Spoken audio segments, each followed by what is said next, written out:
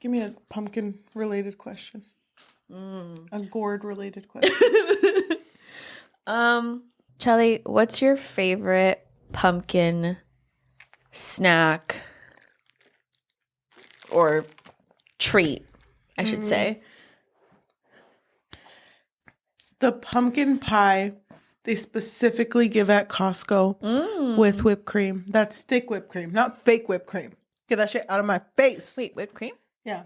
Oh, like you add the whipped cream. You add the whipped cream, but it has to be thick whipped cream. So I bring it up because today, okay, good question, right? A+, thank you. Next question. Would you ever join like a matchmaking agency if they promised you that they would find you your 100% match or at least close enough? Maybe 80 to 100 around there. So crazy that you went from pumpkin to that. But Don't you love pumpkin? I mean, And don't you love? not that really that different. It's not different. Thank you. Is it free? No, it's really not. You may have to take out your life savings, but isn't love worth it a little bit? I mean, my life savings is what you saw in my wallet earlier, which ain't that much. I only saw dollars. Thank you. She's collecting. Okay. I don't think I would because it's hard because I feel like the older you get, the more desperate you start to get to be in a relationship. Not desperate in the way that like, I don't want to say it in a bad way, but you feel like there's a time limit for certain things. Like you feel like the time is ticking, so right? Right now being 27, I'm not too pressed about it. But what if you're 31? Okay. Oh my God. Yes. I'm just kidding. I'm excited for every single matchmaking. Oh my God. No, but doesn't it feel scarier when you say 30s and you're like, oh shit. Yeah, no, it definitely does.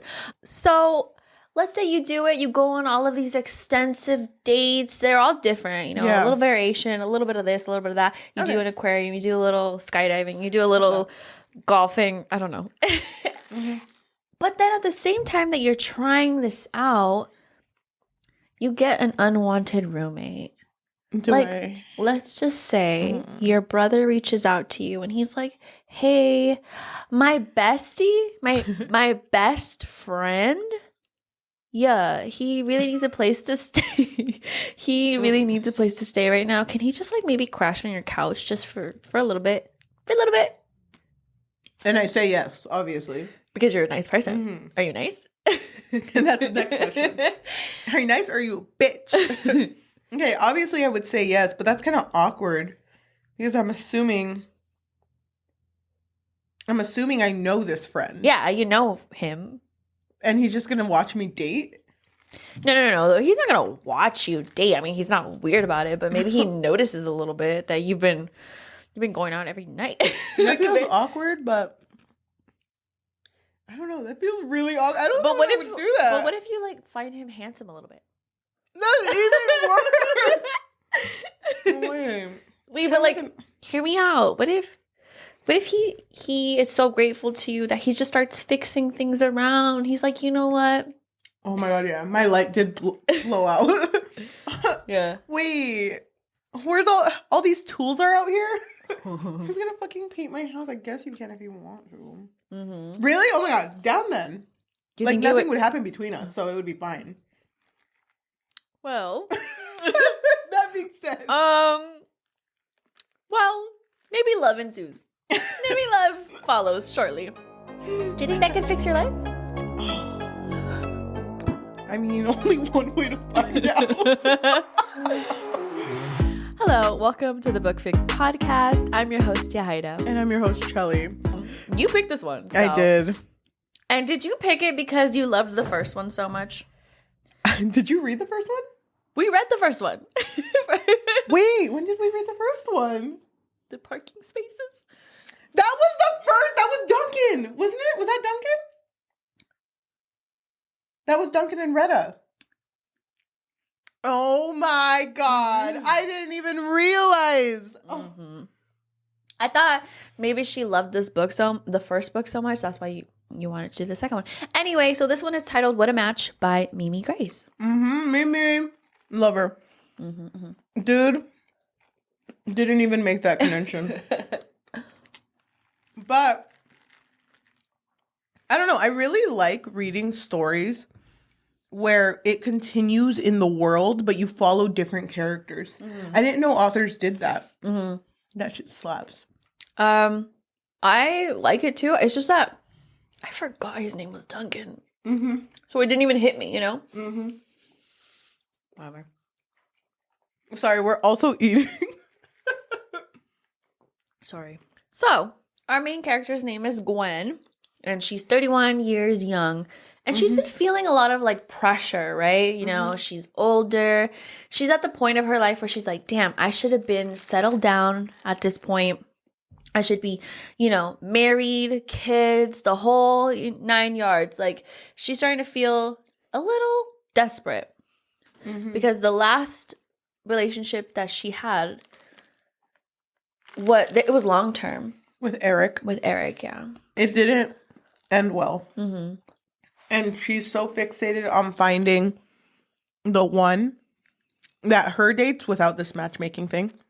She's so picky. She's like, first date has to go like this. Second one has to go like this. Third one has to go like this. Oh, yeah. She's a very, like, type A person. Like, everything has to go according to her plan, or else it's like, no, next. All teachers are. Oh, yeah. She's a middle school teacher. But that never really comes up that much. I honestly forgot that she was a middle school teacher because she only mentioned it like once, I think. And then it was just like, whatever, forgotten. You can tell when someone's a teacher based on their personality. She was not a teacher. Really? Not even because she's type A?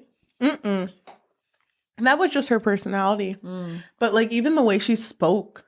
There was like one part where she spoke and someone was like, she's using her teacher voice. And I'm like, bitch, no, she's not. No, she is not. But she's so fixated on finding the one in a specific way because she doesn't want her marriage to end up like her parents. Remember? That's the biggest concern, is that she wants to find someone compatible with her because her parents were not compatible. And that's why she's so like, no, it has to be perfect. Or else not worth it. So how do you feel about her even doing this matchmaking? Because her mom is the one that brings it up and is like, I already signed you up. No, doesn't her mom give her like a card?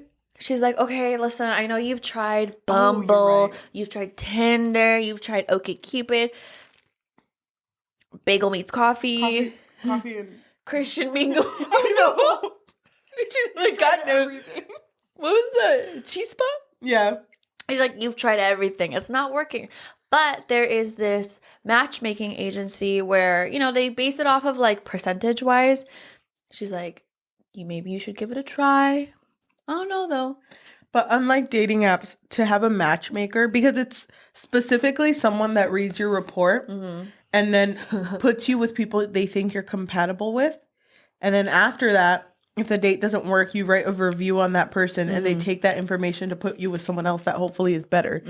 So you have to pay for this, obviously. And it's a lot because she even said like, oh, that means that I won't be able to take my vacation out of the country. I don't remember exactly where she was going. First of all, very unrealistic. Teachers taking vacations? I know. What vacation? No.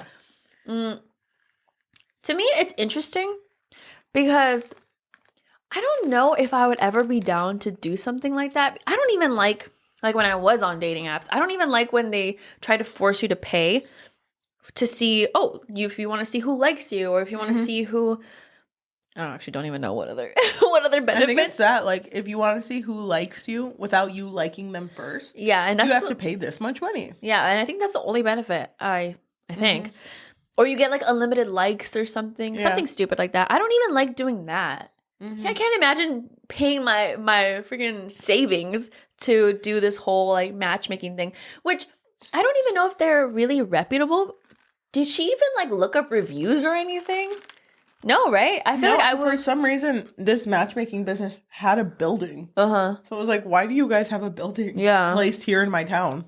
I feel like I would do a lot of research first. But still not do it, though. What about you? I would not do it. But, I mean, I kind of get where she's coming from, being 31. And, I mean, her brother's in a loving relationship. And she really wants to be in a relationship. But it keeps, like, failure after failure. Like, the last one she was on was in the start of the book. It wasn't even a relationship. It was dating. And, the guy, like, he was just horrible. They went to, like, a hockey game. He did not pay attention to her at all. And then at the end tried kissing her and was, like, licking her jaw. Dude.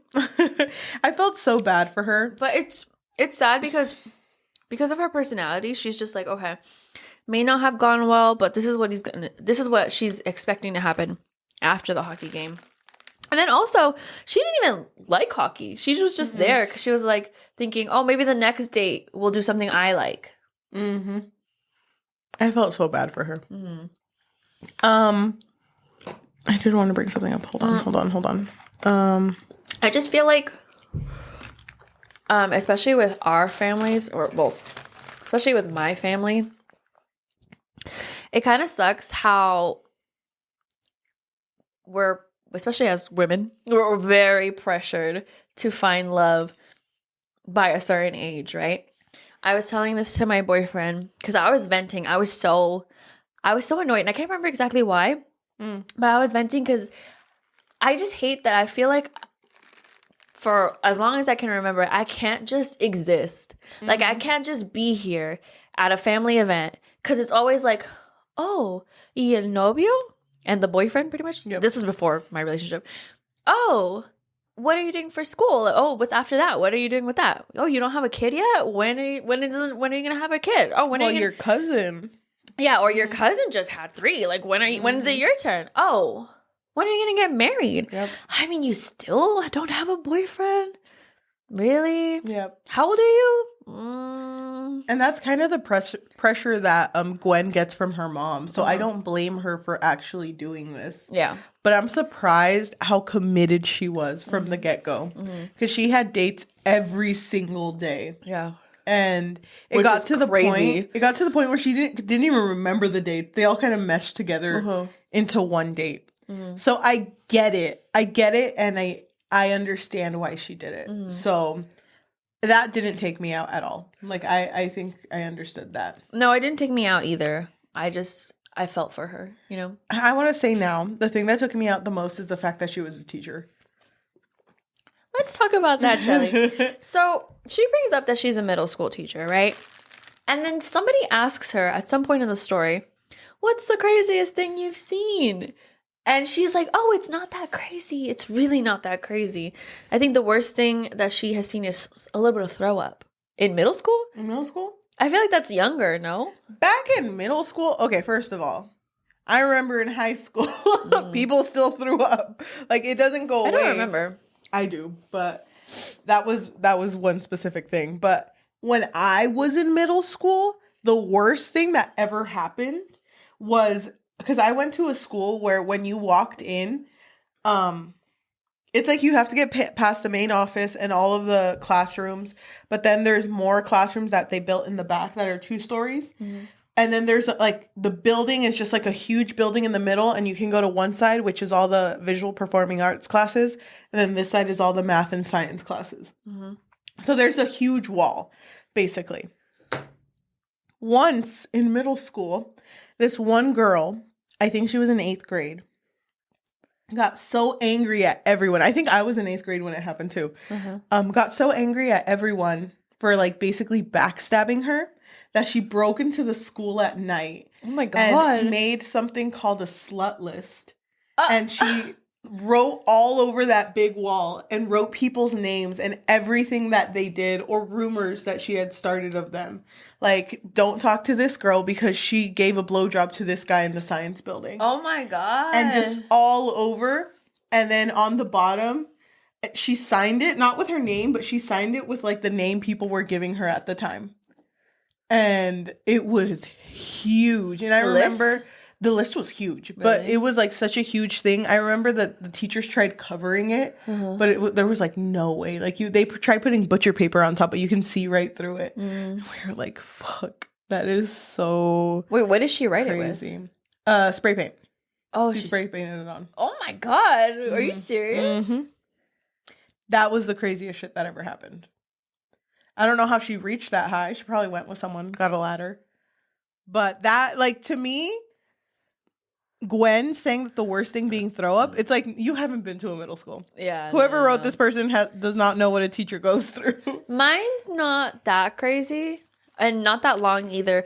But the one thing that came to my mind immediately, because I'm going to be honest, my memory is not that great. So I literally have to sit there and think about what do I remember from middle school. But the first thing that came to my mind was I was in PE. And there was these group of girls, not that big, it was like 3 girls. And one of them was very intimidating. Like, I was like intimidated by her because you could just tell she's been through some shit. Okay. Like, you could just tell from her. So I never really like approached her or anything. I think one time I talked to her, but it wasn't like anything really. So we were in PE, and of course, like, it was already emptying out. And for some reason, I went, so it's like the lockers on the right side, and then it's the showers, and then it's the sinks on the furthest left. Sinks, showers in the middle, and then lockers on the far right? Okay. So I'm walking towards the sinks for some reason. I don't remember why. And then I see her in the shower area where it's like kind of covered a little bit, but I saw her and she was with her 2 friends. Dude, they were freaking smoking in there. Like, I just saw them like with their little lighters and like with a blunt, and I was like, what the fuck? It's like 11. Oh my God, what is God gonna think about this one? What is Jesus gonna think about this one? I don't know. I just felt like that was like so fucking crazy to me because I've never seen it. Well, at that point, I had never seen that. That's crazy too, because those things would happen at my school too, and I never did anything bad. So anything that was remotely bad, I'd be like, oh my God, what would their parents think? Yeah, because my parents would never even let me near people like that. So it was always so crazy to me when I would see it happen. No, you know, yeah, seriously, I just feel like middle school me I was always to myself. I was like, I don't want to see anybody, talk to anybody. Oh my God. I just want to read, what was I into? I just want to read Cirque du Freak. I just want to read Twilight. Oh my God, I love Cirque du Freak. I was like, I just want to read Twilight. Don't talk to me. Oh my gosh, I do. Did I ever tell you that one story? Sorry. Oh, go ahead. It's nothing like crazy. It's just annoying. There was this one time when I was in class and there was this boy who sat next to me and I did not like him, but it was assigned seating. So he had to sit next to me. And I did not like talking to him. He was like in 8th grade. I was in 7th. And he would always play with my hair. And I was like, I wasn't very good at, saying what I wanted to say. So I would kind of just like move to the side, trying to get away from him. And then he was like going like this. And obviously a hair came out. And so he was holding my hair and he was like, and then he went like this. And he was like, oh my God, your hair came out. And I was just like, and then I think the teacher saw us and she was like, can you leave her alone? I was like, I just think about moments like that and I'm like, damn, I wish I would have. I'm pretty sure I did say stop, but he didn't give a fuck. Oh my God. And then and then he was like, wait, do you like me though? Like, do you like me? And then he was like saying it like to embarrass me. Yeah. But I was embarrassed, but because he was annoying me. And so he took it as like, oh, but you like me? And I was like, I really don't. I don't like you at all, actually. Oh my God. I'd fight that bitch. Tell me his name. Where's he live? Oh my God. Ready. I'm ready. I just mouthed it to her. I feel like there's so much potential to write a love story about teachers. Because teachers at the moment have to be so patient and have to be so fair, so even if someone did something, you have to be the one that's like, okay, I understand that something went on, but I wasn't there, so I have to hear both sides of the story. But in your head, you're like, fucking bitch, you're always like that. Of course I know it's you. I'm just trying to get that shit out of you. And she works middle school, and it's so relatable. Middle school is like the most drama-filled age. Dude, you don't even know. Like, I wanted to see Gwen go on these dates and her be like, I'm a teacher, and someone be like, wow, I remember math. Yeah, and then like not really be willing to talk about it with her. Or like her being like, I'd go on a date, but I do have to make 37 wire cuttings for my kid for class tomorrow, so whatever, Yeah, like things that's teachers true. go through. Like she didn't really have the mentality of, oh my god, I need to do all of these lesson plans. Like I don't even. It would have been so nice because she was a careers class, so she talked about careers with her kids. I really would have. I wished that she would have had one kid who didn't want a career, and she would be like, he likes this, so here, take it, and he'd just be like, no, and her be like, okay, that's fine, but in her head be like, that stupid bitch, I'm over here, I know he would like this, and he put it away. Yeah. And I wanted her to go home to Tony and just be like, you won't even believe what Brian did today. And it's like, tell me what he did. That little bitch, what he do? Like, I wanted that. And then for Tony to go into the careers class and be like, hey, look how I ended up. And that could be like, whoa. Like, yeah. I wanted that. And there's so much potential for teacher romances. And I've read a couple of them already on the podcast. They never do it right. No. They never talk about how a teacher feels in class. I don't feel like they probably don't really have experience with teaching. Or maybe they do. I don't know. Oh my god, NaNoWriMo idea. I wouldn't be able to. Oh gosh. But so then she basically starts this dating thing. And at the same time, her brother Duncan has a friend named Tony. They started a gym together. And Tony's house or apartment is unlivable because they have to fix the heating in the entire like unit, all of the units. So Tony is homeless. Homeless. Is that the word? Yeah. Well, it doesn't sound like a word right now. Okay, so Tony is homeless and it's going to be for a couple of weeks, and he wants to crash at Duncan's, but Duncan is doing a lot of renovations. Well, he did crash for a little bit. Yeah. But then Duncan went up to his sister and he was like, listen, he's been staying with me, but I can't keep subjecting him to this. Like, can you please just let him stay with you for a little bit? And she reluctantly agrees. I don't remember why she agreed. Because she just agreed because she knows who he is. She knows Tony. Yeah. But how do you feel that Tony, our main boy, our main male character, our love interest, how do you feel that he has had a crush on her forever? I don't understand why, though. I mean, I get it, but I don't get it because it feels like they never really interacted too much. He just kind of liked her because he overheard something, no? Yeah. He overheard her talking about something and he was like, wait, she's kind of cute a little bit. I think it's cute, but I kind of wish that they would have actually had more interactions together for him. That's so funny. For him to be like, yeah, I do like her. I kind of agree with you. I thought it was cute, but it would have been cuter if like throughout their interactions, if he would notice something about her and she'd be like, oh, how'd you know that? He'd be like, don't you remember like 6 years ago? When like, that would have been so cute. That would have been a constant thing. Yeah. You know? Like, I remember that you said this. Yeah. And then there would be a flashback of when they were kids and it happened. Or like, oh, yeah. I remember when you wore that dress at this event. You got this dress this day. Yeah. Like, just stuff like that. But he would remember. It was only ever brought up once, which was them just meeting for the first time. And I thought that was cute. The fact that he remembered. But they only did it once. So it doesn't really feel like it was a crush that lasted for that long. So to me, he was just a guy that was so nervous he didn't know how to speak. Yeah. I don't know. And the thing is, I really like Tony. I love him. I thought he was a good main male character. Because he was just like, okay, I do like her, but I can't let this take over my life. So I'm just going to try to be here, leave before she wakes up, be here when she sleeps. Like, that was his whole plan. He really did not want to, like, bother her at all. So that's why he would plan it out when he would be at the apartment. I thought it was cute, though, that he would measure time by, like, the amount of times that he would interact with her.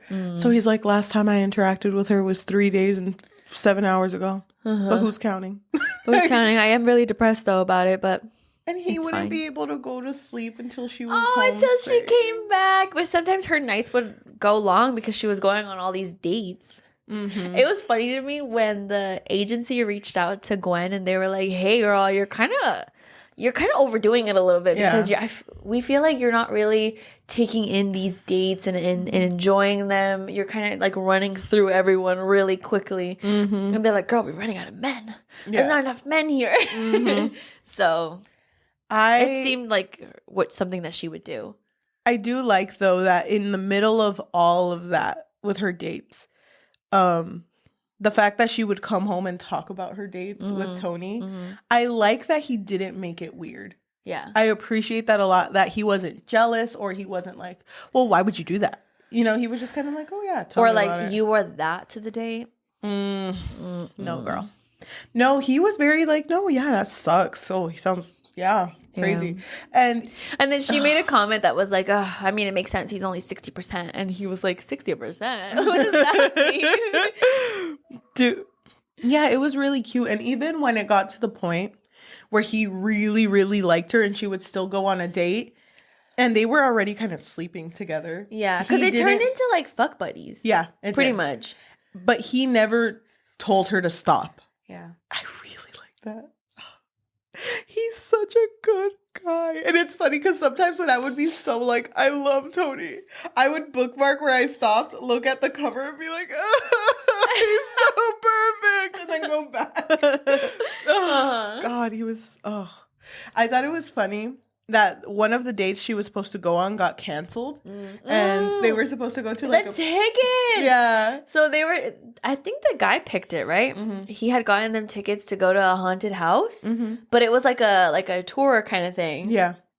And then she was like, "Hey, Tony, do you want to go with me? I mean, I have these tickets. Yeah. I don't have a partner. I'm already dressed up. Do you want to go?" And he was like, "Sure." So they get there, and he's just like, "Wait, is this place haunted? Is there ghosts?" It's funny because like they gave them all like EMT readers. I think that's what they're called, EMF readers. EMF, yeah. Yeah. And they were all supposed to press the button to see where the ghosts were.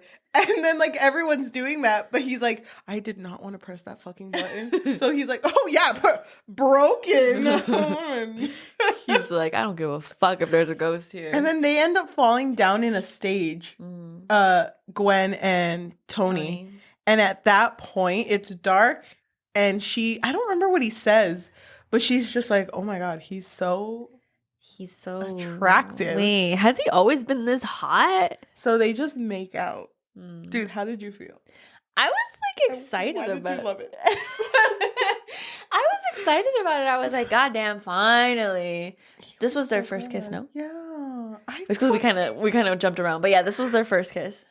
I fucking love Tony. Oh my God. I love it too. I like it because this story didn't feel like it pushed talking that much because both of them were very awkward people. So I like how when it described like, yeah, we needed to talk, but none of us wanted to do it first. So they literally like went home immediately, did not talk, and then they got home and she was like, night, like went to her room. Oh my gosh. Oh, we didn't even talk about when she masturbated. Oh my God. I don't know why. Oh, it's because he's never really there when she's there. Yeah. So she just got her toy out. She went into her room and then she was making herself feel good. But then he fucking like showed up and she was like, oh. And then she punched him. Yeah, she punched him. I fucking love that shit. Oh my God. I don't know if I love that, but okay. I fucking love the fact that he was like, I mean, I was here making myself brekkie. I'm sorry. I was making brekkie. I woke up late. Oh my God. I just love them. I thought they were such a good couple because none of them wanted to admit it. First of all, remember that Gwen is Duncan's sister and Duncan is Tony's best friend. So they kind of felt like, oh, this could be kind of weird. And then for Gwen, she's spending all this money on matchmaking. So it's like, why am I going to date someone I know when I spent all this money for someone to pick a perfect person? So she's determined. She's like, I'm going to finish this out, this matchmaking agency, even though she does kind of get a little burnt out by it she is determined to finish it and see if they can find her someone. I don't remember the first time they have sex. It's not even... Oh, it's when the pumpkin happens. Oh, yeah. Dude, how did you feel about the pumpkin catastrophe of 23? I loved it. I was like, oh. They went to like a Halloween pumpkin weighing contest in which his godparents were like attending. Mm-hmm. And while they were there was a pumpkin on top of a hill that started to roll down. And these are pumpkins that weigh thousands of pounds. Yeah. So as it was rolling down, it was about to hit kids. And he like sprinted over there, pushed them. And right when he was, because it hit him, right when he was passing out, he was like, I better not die because I'm a goddamn pumpkin. But I thought it was so cute when he woke up and he was like, am I in hell? Like, am I in hell? And then he sees Gwen. He's like, this is heaven. Yeah, it's heaven. And he is talking about how like, this is so great. If this is what heaven has, I'm down. He's like, I'm staying here. Yeah. And forever. Then she's saying something to him. And he just goes like, oh, you're so beautiful. Mm-hmm. And everyone around her is like, what did he say? what beautiful? No, I hate girls. Girls have cooties. Ew. But he's hurt, obviously. They go home and he can't take out the pull-out sofa that he's been sleeping on. Because he's very weak right now. So he sleeps with her. And I don't remember how she brings. Oh, she says, because before she had told him like that kiss we shared at the ghost place was meaningless. And then she kind of panicked. In the darkness, she basically reveals like, I'm sad that, or I regret telling you that it was meaningless because it was a really good kiss. And then she looks at him and is like, can you make me feel good? And then he's like, yeah, I can actually. All fucking hurt. I know. He's like, let him rest. He's like, you know how big that pumpkin was? That's fucking huge. Fuck, I almost died. Pumpkin trauma. She has like a pumpkin candle. They're like in the middle of it. He's like, what the fuck is that? He's like, just the smell alone. He's like, no, not again. He wakes up in like a fucking dream. I dream of pumpkin. Oh my god. But they fool around. And dude, how do you feel about the spice? I don't remember it. I'm gonna be honest. Dude, I thought it was so... It's not the best spice I've read, but I think because I like them both so much, it's very, like, cute because they just care so much. But they're not serious right now. This is just like a FWB. And it's funny because... Gwen's friend Raven, they both work at the school, asks Gwen like how she's doing, and Raven was the one who told Gwen like, you just have to fuck it out of your system, like sleep with him once and then you're good.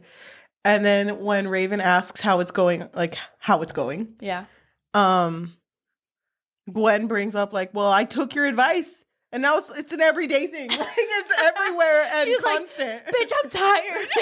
I can't keep up. Stamina on that, man. I can't go on like this. And it's weird because, he hates pumpkins. Like, I've had to change all my candles.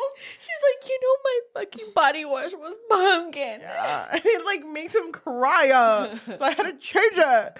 No, but it's, she's so deep into this.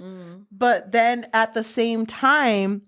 The matchmaking agency is like, we found the one 96%. That's huge.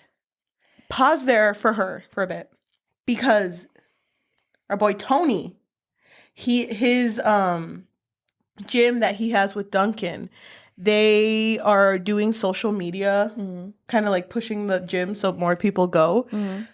But with the whole pumpkin thing that happened, him saving those 2 kids, he is now social media famous. Yeah. So he's viral. So they're using that in order for him and his gym to get more people to enroll.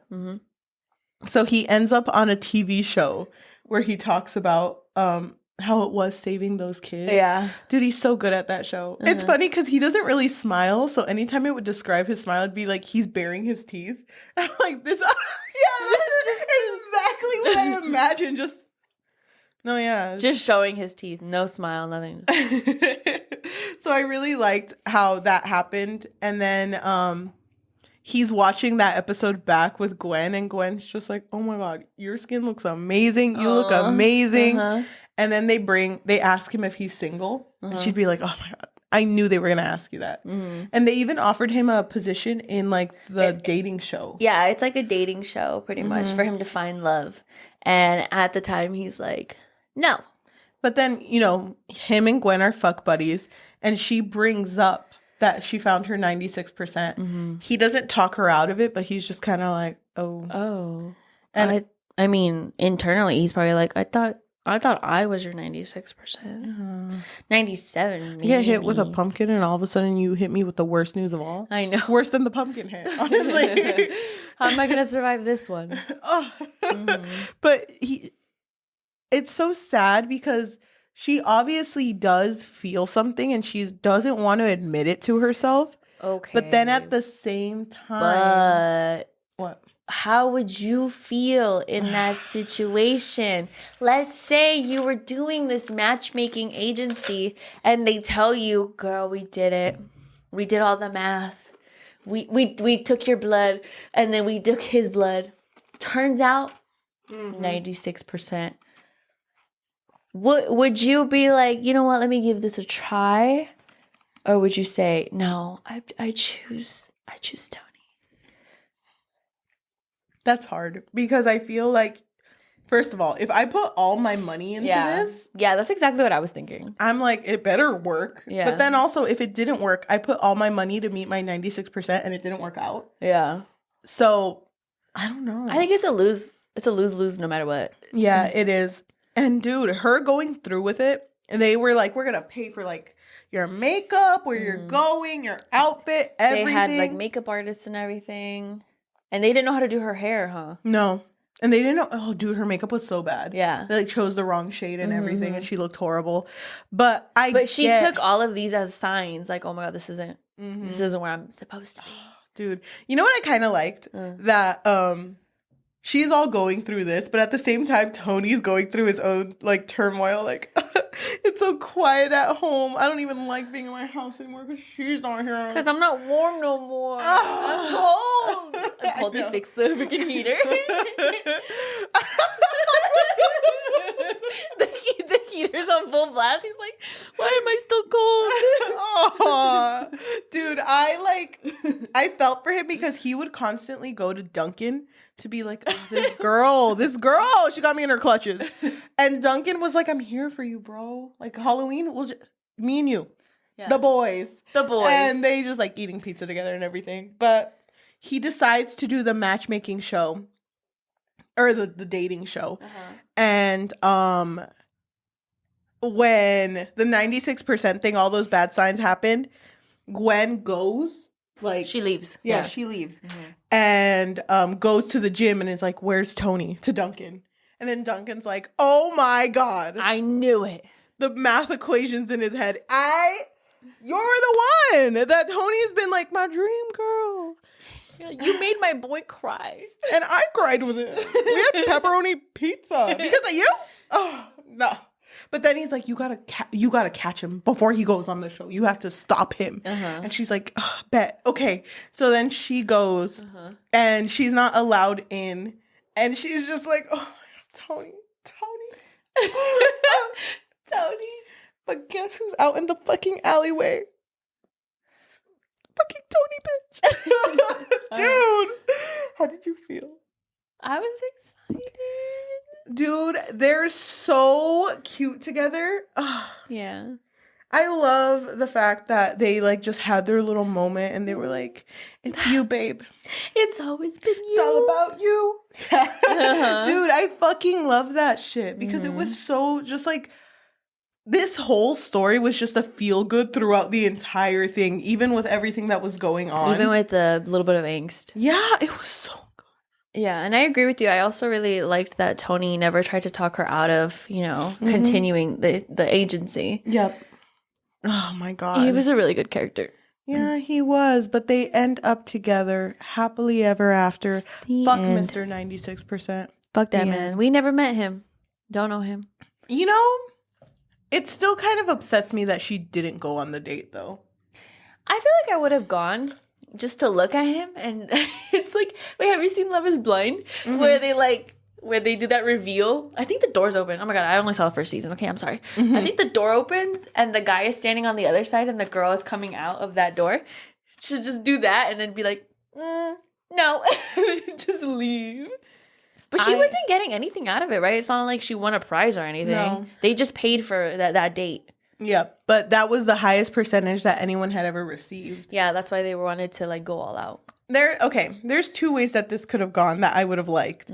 I wish she would have gone on the date and just been like, oh my gosh, you do that? That's so funny. Tony does the opposite, which is so funny that he does that. You know, like I wish everything that they related on, she would be like, yeah, but Tony doesn't do that. Or... That's good. But what if also, because they're 96%, I'm assuming they're more like her, right? Mm-hmm. So what if she's like, damn, you know what? I don't want to date someone who's a lot like me. Yep. So anything that they would say, she'd be like, no, not for me. Yeah. Like to compare it to what she would want, which would be Tony. Yeah. That sounds cute. But another thing I would have liked would be to know more about this review system with how the dates went, because she had to review them afterwards. Yeah, but then she stopped after a while. Yeah, she did. But I wish that Tony on the dating thing would have been like, Gwen,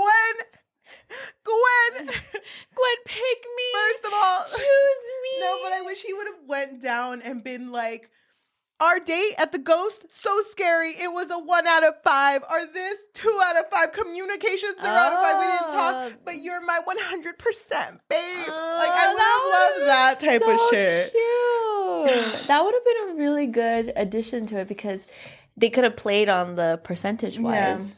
Because I like the idea of that. But it feels like a lot of things that were in this story, the matchmaking, her being a teacher, him being a boxer, the heating thing, they were only mentioned, but never really gone into detail with what was going on. Yeah, I agree with you. So everything else that happened in the story just felt so random to me. Even with the friend who was like, oh, they're so synchronous. They're so synchronous. You know, things are happening because they're synchronous. Their synchronicity is crazy right now. Crazy. Like, I'm sorry, I'm really trying to enjoy these pumpkins.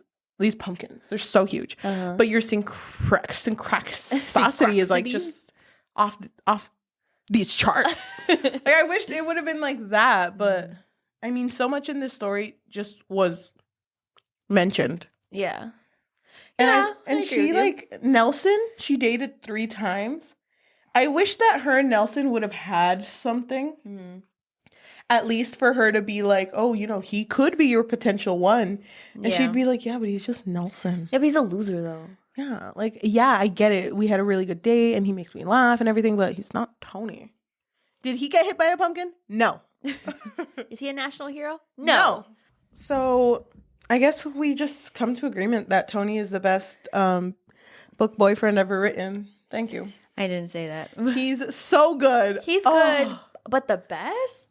That's very... Okay, the best contemporary book boyfriend. Thank you. Yes. I have to think about that. Okay, out of this batch. Thank you. Actually, don't tell me. Don't look at me, because we haven't talked about all the books in this batch. I was thinking, but I'm not going to say nothing. Okay, I really like him. I really like this story. I did not know we had read the first one, but we did. We did. I like this one more. Yeah, I did too. So much more.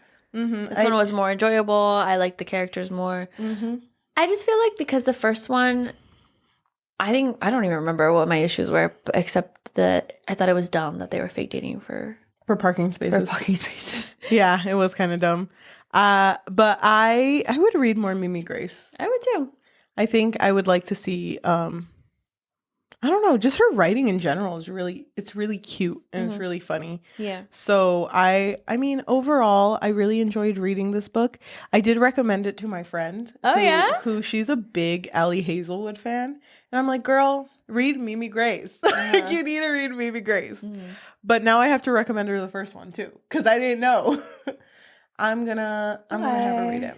I feel like she'd like it. She was very big on the love hypothesis, and I was like, girl, that's not spice. Yeah. That ain't spice. That's not spice. So yeah, I recommended her this one, but overall, I really enjoyed reading it. Not my favorite book, but I think I'd give it a 4 out of 5. Yeah? Yeah, I really liked it. Wow. I really enjoyed it too. I think you enjoyed it a little bit more than I did. Mm-hmm. I feel like I would probably give it like a 3.5. Valid. Yeah. I get it. It was good though. I really liked it. Thank you. I liked the characters, and I'm glad that Gwen found her love. I feel like I would be so torn on whether or not I would have gone on that date. Mm-hmm. But because everything was already going wrong, I think I would also be like, this is a sign. But a part of me is just so curious I of know. how he would have been like. What if, hear me out, what if he really was the perfect match? Oh, dude. What if she went on the date? What if she went on that's very what? I'm sorry, you finished. What if she went on this date, right? And was like, damn, I could see my whole future with this man. Do you think that she should have, do you think you would pick him or? She wouldn't. Because you know what you're explaining right now? What? My favorite form of media entertainment ever in the world. La Fea Más Bella. Oh my God. Dude, La Fea Más Bella is this novela, this soap opera, Mexican soap opera. And you and my mom are so obsessed with this novela. It's good. It's really good. Don't get me wrong. But I always see my mom rewatching it. Of course, because your mom is me. We're doing the same thing. It's like two people that have to fake, or no, it's a bet that you have to date this person, whatever. But when they end up falling for each other, and she figures out that it's a bet, she leaves and she meets someone who's the perfect guy, perfect in every way, would never hurt her and genuinely thinks she's beautiful and like all of this. But then she even has a moment like where she's talking to someone and is like, he is everything. Like, he's so great to me. He's never hurt me and he never will hurt me. And her friend's like, then why are you stuck? Like, what's the issue then? You just described the perfect person for you and he's dating you. She's like, because he's not him. Like, he's not the other guy. Yeah. I wish we would have had that. You know what I mean? Yeah. You're not Tony. You're not Tony. You're never gonna be Tony. Also, La Fea Más Bella is pretty much Ugly Betty, but one of the many variations of it. Ugly Betty. Yep. But thank you so much, everyone who is listening. If you're listening to us in audio form, whether that be Spotify, Apple Podcasts, Amazon Music, or anywhere you get your podcasts on, thank you so much. If you can leave a rating of 5 stars and a review just recommending what we are going to read next. We've been reading a lot of fake dating. Yeah, and this wasn't planned. I swear to God, it never is happened. Planned. There's so much fake dating in the world, but not in the real world. Just in the real world, right? But if you want to recommend us a book, that'd be amazing. If you want to support us monetarily, what can they do? So we have a Patreon available, and I think Patreon would be a good way for our listeners to let us know that they really enjoy the content that we make, especially since we do 2 videos a week. You can find us on patreon.com/bookfix. But if you don't want to make the commitment of monthly, we did also make a Buy Me a Coffee and a Ko-fi, so KO-FI. Yeah. And both of them, you can find us under The Book Fix. Thank you.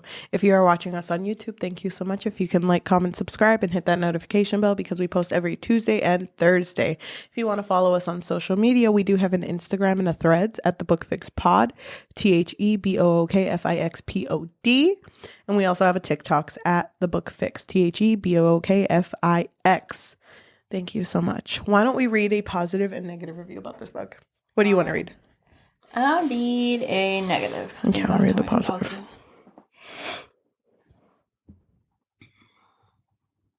What's your reading challenge at?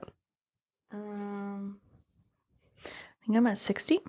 60 or 61 out of 100, but that's not. I'm at 83. It's not. I don't think I'm going to make it. It's hard, dude, to make time. Okay, I'm reading a positive. All right, I found one. Okay, so the 1-star reviews, none of them had a comment, so I'm going to read a 2-star review. This is on Goodreads. It comes from Lola. They wrote, "Sorry, I did not like this book. It wasn't as charming as the first book in the series, and I did not care about the characters at all. Everything was very surface level, and we barely even know anything about either of the love interests. I was bored for most of this, and the sex scenes were cold and cringy. Apparently, Tony has had a crush on Gwen for years. I kind of find this hard to believe, and there was hardly any tension. Very sad this doesn't match up to its gorgeous cover and premise. Sad face." Well, this is from Antonella, who gave it a 5 out of 5. Mimi Grace is starting to become my Insta-buy and read author. There's something so wholesome in her contemporary romances. It has a perfect mix of humor, feeling, steam, and banter. I enjoyed reading this one. Even though it is not as good as her previous books, I still think it deserves all her praise. Read her books. Thank you so much for listening, and we will see you next time.